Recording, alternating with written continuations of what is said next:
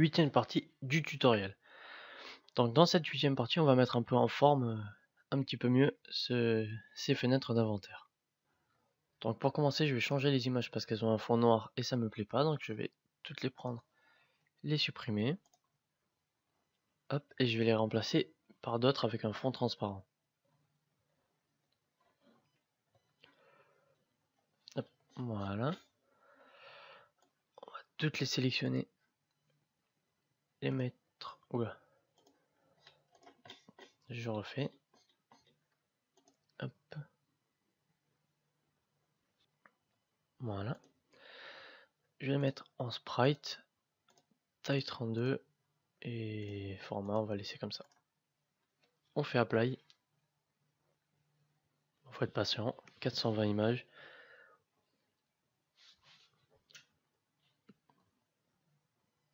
Voilà. Du coup, il faut aussi modifier notre fichier JSON ici. Et on va remplacer par d'autres images. Par exemple, la potion de soin, ça sera cette image-là. Potion de mana.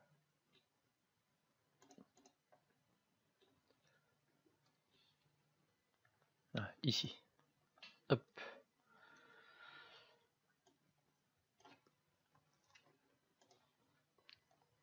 Donc on va tester pour voir. Voilà, donc la nouvelle potion a fait son apparition. Il n'y a pas le fond noir. Par contre, il n'y a plus le slow et on va rajouter ça justement. Par contre, l'image est un peu floue, donc j'ai mis une résolution de 32. Je vais les mettre à 64 en true color.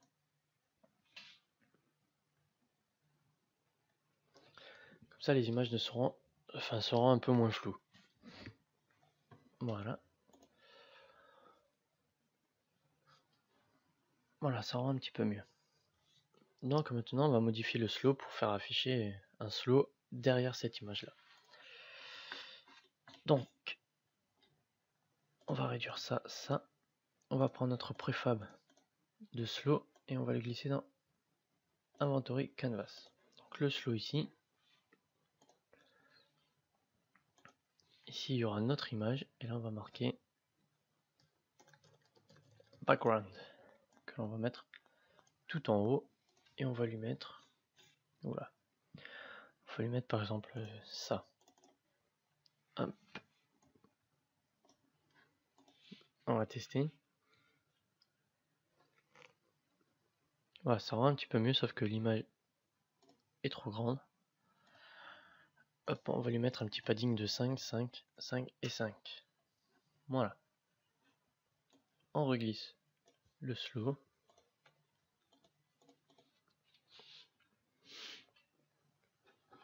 Voilà, ça rend un petit peu mieux quand même.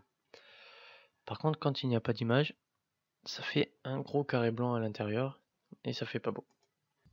Donc on va aller dans notre change slot item dans notre inventory manager.cs et on va aller modifier le change item. Donc on clique dessus, F12. On va faire pareil pour refresh image, F12. Et ici on a mis l'image sprite à nul et on va changer la couleur pour mettre une alpha à 0%, comme ça on ne verra pas le petit carré blanc. Donc pour changer l'alpha, on va aller dans image.color, ça sera égal à new color, et on va mettre une couleur blanche, donc 1, 1, 1, mais avec un alpha de 0, donc ça sera complètement transparent. Faut pas oublier ici de le remettre, de remettre la transparence à 255. Alors, par contre, dès le départ, on voit notre carré blanc, donc on va directement modifier notre slow image. On clique sur la color et on va setter la color, enfin l'alpha à 0.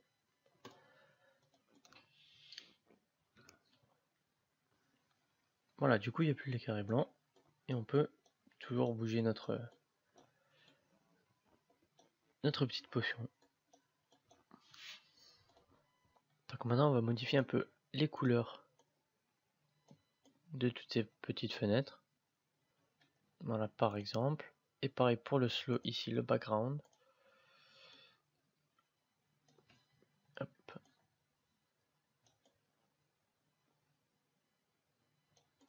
Voilà, on va tester ça par exemple. Voilà, bah, ça rend déjà un petit peu mieux. Hop. Voilà, on a juste un problème avec le texte, on le voit un petit peu moins. Donc on va prendre un slow. Hop.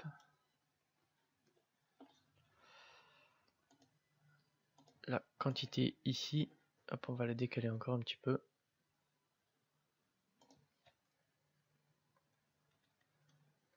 Voilà.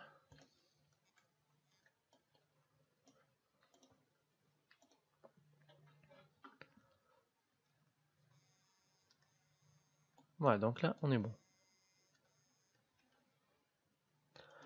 On va faire pareil pour la deuxième fenêtre. Donc, hop, je vais prendre équipement window, inventory window. Je vais récupérer cette couleur en cliquant sur ce petit bouton ici. Hop. Je vais dans équipement window, je vais recliquer sur ce petit bouton. Et voilà, je vais faire pareil pour item information. Hop. Quoique non, on va le laisser en blanc. C'est mieux. Donc hop, on peut retester une nouvelle fois. Voilà. Ça rend plutôt pas mal. Hop. Maintenant, quand on va survoler un slow, on va changer, enfin on va aller un peu l'éclaircir pour voir notre sélection ici. Donc on va récupérer la couleur d'un slow qui est ici, background. Voilà. Et on va aller voir dans slow mouse event, dans mouse enter. Du coup, on va changer la couleur du slow ici. Change slot color. Alors on va faire, c'est quoi déjà? C'est à l'intérieur background, donc on va faire transform.fineChild background.getComponent image .color est égal à new color. Voilà. Et ici, on va remettre tous les paramètres que l'on a ici. Je sais pas s'il va rester. Ouais. Non, il est parti. Bon. 255, 221, 182. 255, 221, 282, 255. C'est bien ça. 182. Ouais, parce que 282 c'est impossible. Non, pardon, en plus je dis n'importe quoi, il va falloir l'éclaircir un petit peu. Donc on va aller là. Par exemple, 255, 236, 214. 214, ici je vais faire CTRL Z. Voilà, hop.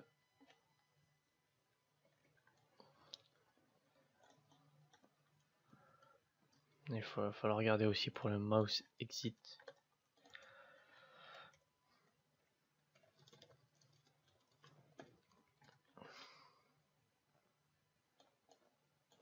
« 182, mais il faut inverser les deux ici. Hop, hop, hop, hop. Normalement ça devrait être bon. Voilà, sauf que la couleur ne revient pas.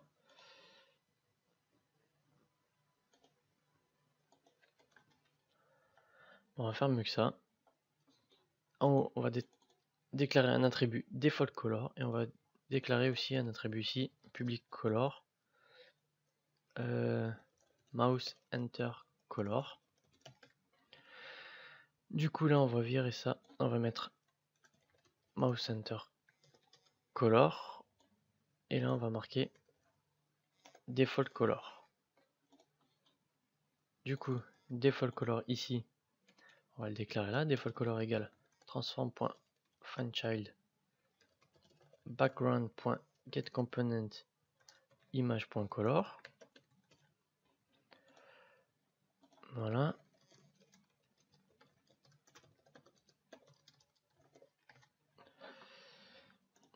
Et dans Unity, on va aller dans Slow. Ici, Mouse Enter Color. On va prendre ça et on va l'éclaircir un petit peu. Non, on va prendre la pipette, on va prendre la même couleur que les slows et on va l'éclaircir un tout petit peu. Voilà, on va déjà tenter ça. Voilà. Ça rend un petit peu mieux, après vous pouvez changer la couleur si vous voulez. Hop. Voilà, ça rend plutôt pas mal. Maintenant on va afficher et ne plus afficher ce canevas là avec une touche de clavier. Donc on va créer un nouveau script ici dans le dossier player. Là il y a player movements, on va rajouter player actions et on va le glisser dans player. Donc je vais réduire un peu tout ça. Hop, player actions. Voilà, du coup on va commencer à éditer ce script. Player actions ici. Hop. Donc on va faire une méthode void update. Et on va faire pareil, un check key que l'on va déclarer un peu plus bas, void check key. Et on va faire if input.getKeyDown. GetKeyDown keycode. On va appuyer sur i par exemple. Keycode.i et on va faire un toggle inventory que l'on va déclarer toujours un peu plus bas. Quoique on va faire plutôt global.inventory-manager.toggle inventory. Du coup dans inventory manager, hop, on va fermer les régions ici, drag and drop, tool type, et là on va marquer région inventory and région. Donc on va faire un public void toggle inventory. Du coup on est obligé de rajouter un petit attribut privé de type booléen pour savoir si l'inventory est affiché ou pas. Inventory enable est égal à false au début. Et on va faire un if inventory enable else. Voilà. Donc là, hide inventory. Et là, on va mettre show inventory. Donc là, on va le cacher. Donc on va faire global.inventory-canvas.set active false. Et on va mettre inventory enable à false. On va faire exactement l'inverse en bas. Donc on va marquer true et true. Hop, show and hide inventory canvas. Ok. Là, on va marquer check press keys. Voilà, donc théoriquement, on devrait être pas mal. Donc on va tester. Hop, j'appuie sur I, ça fait rien. Je rappuie sur I. Voilà, ça affiche et ça cache. Parce qu'on a oublié de le cacher au démarrage. Par contre, on a une petite erreur. Et je ne sais pas d'où ça vient. Bon, on verra plus tard si ça se reproduit. Du coup, il va falloir cacher notre inventaire dès le départ, mais ici, hop, on va pouvoir enlever tout ça. Inventory canvas. Et on va le cacher, donc inventory canvas.set active false.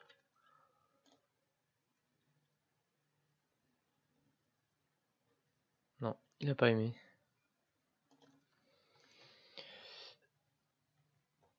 Parce que ici on fait un slot manager.create slot. On va l'enlever. Hop, on va enlever ça aussi. Pour l'instant, on va juste le commenter. On va aller dans slot manager. Non, pardon, dans inventory manager. Quand on fait un show inventory, on va faire un global.slotmanager.create slot. Et là, il faudrait destroy les slots.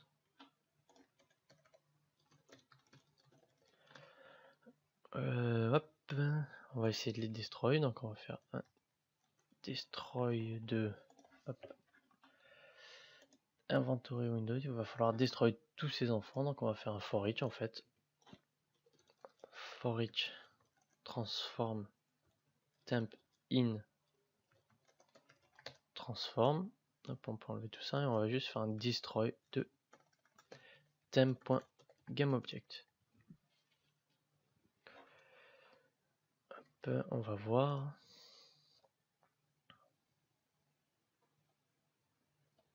Hop. Du coup, dans inventory window, il y a quand même les slows, donc ils n'ont pas été supprimés. Et ça en crée à chaque fois.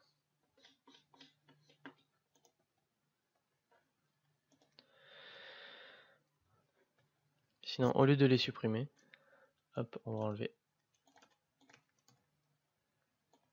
Au lieu de les supprimer, on va juste les mettre à jour quand on ouvre la fenêtre, c'est-à-dire ici. On va faire le même for each, je sais pas si j'ai un copier-coller, non. For each transform temp in transform. Est-ce que c'est bien ici? Inventory canvas, inventory window, slot manager. C'est pour ça qu'on n'arrive pas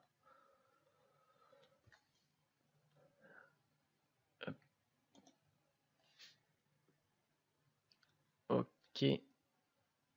Donc on va pas faire le for each ici, on va juste faire hop là. Refresh all slots. Et on va faire un global.slotmanager.refresh all slots.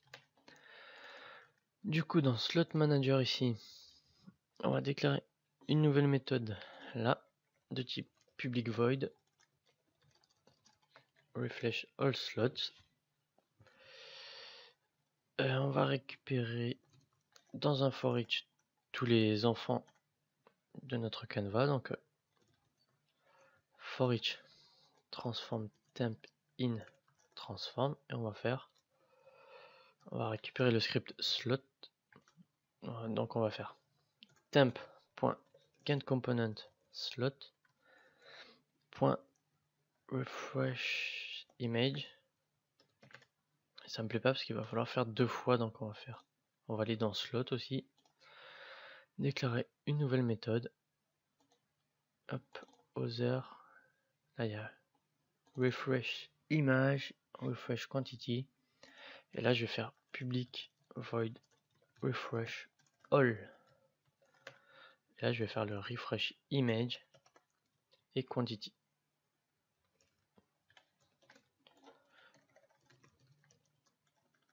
Ah.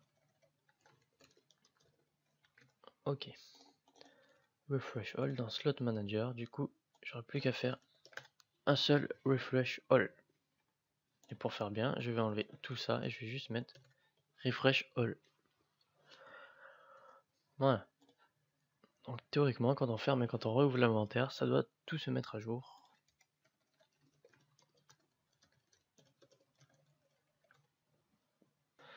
Maintenant, on va aller dans Inventory Manager. Tout en haut, on va déclarer un nouvel attribut. Tout en haut, de type public GameObject, Inventory Canvas.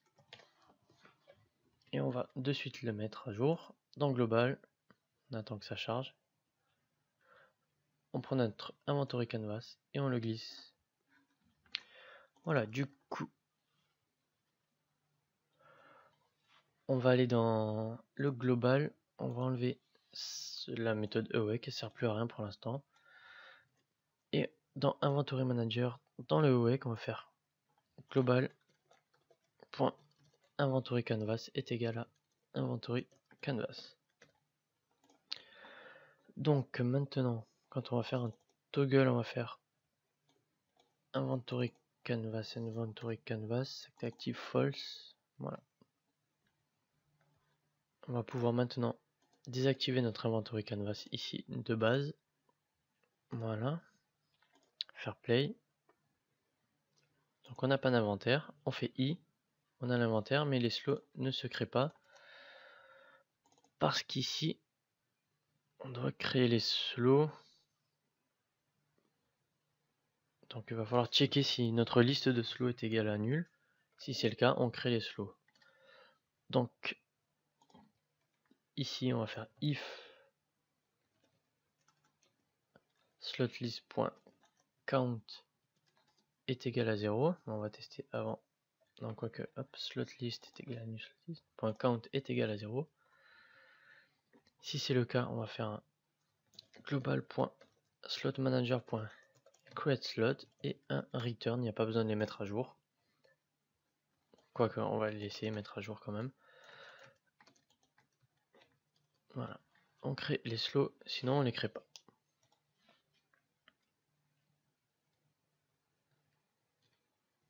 Hop, voilà, les slots sont créés. Donc si je ramasse un objet, voilà, j'ai bien mon objet dans mon inventaire. Je peux fermer et en reprendre un. Du coup, j'en ai deux. Il y a toujours cette petite erreur, je sais pas d'où elle vient.